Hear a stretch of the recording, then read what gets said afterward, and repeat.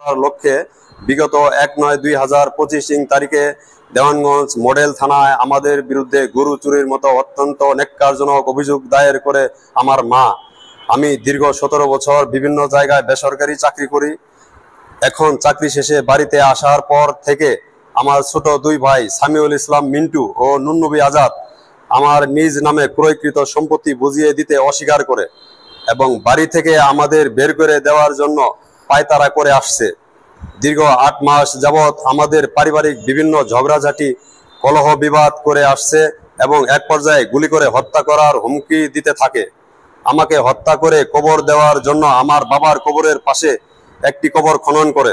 ফলে আমি আমার জীবনের নিরাপত্তার স্বার্থে বিগত ৩১/৭/২০২৫ তারিখে দেওয়ানগঞ্জ মডেল থানায় একটি জিডি করি, যাহার নম্বর ১৪০৪। তারা দুই ভাই আমার মাকে ফুসলিয়ে উল্টাপাল্টা বুঝিয়ে চাপে ফেলে আমাদের বিরুদ্ধে উক্ত ষড়যন্ত্রমূলক অভিযোগ দায়ের করতে এবং মিথ্যা সংবাদ পরিবেশনের প্ররোচিত করে, যা সম্পূর্ণ ভিত্তিহীন এবং মিথ্যা, বানোয়াট, কাল্পনিক, ষড়যন্ত্রমূলক।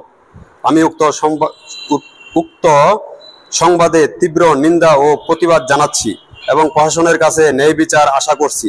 আমার সমাজে শিক্ষিত, সৎ, সহজ সরল, সম্ভ্রান্ত পরিবার হিসাবে সমাজে সুপরিচিত। উক্ত চুরির ঘটনার সাথে আমাদের কোনো রকম সম্পৃক্ততা নেই, সংশ্লিষ্টতা এবং দূরতম সম্পর্ক নেই। আমার বিরুদ্ধে যে কবর খনন করা হয় তাহার ছবি আমি আপনাদের সামনে পেশ করলাম।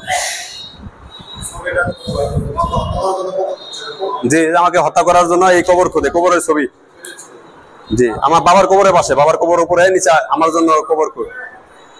জি জি।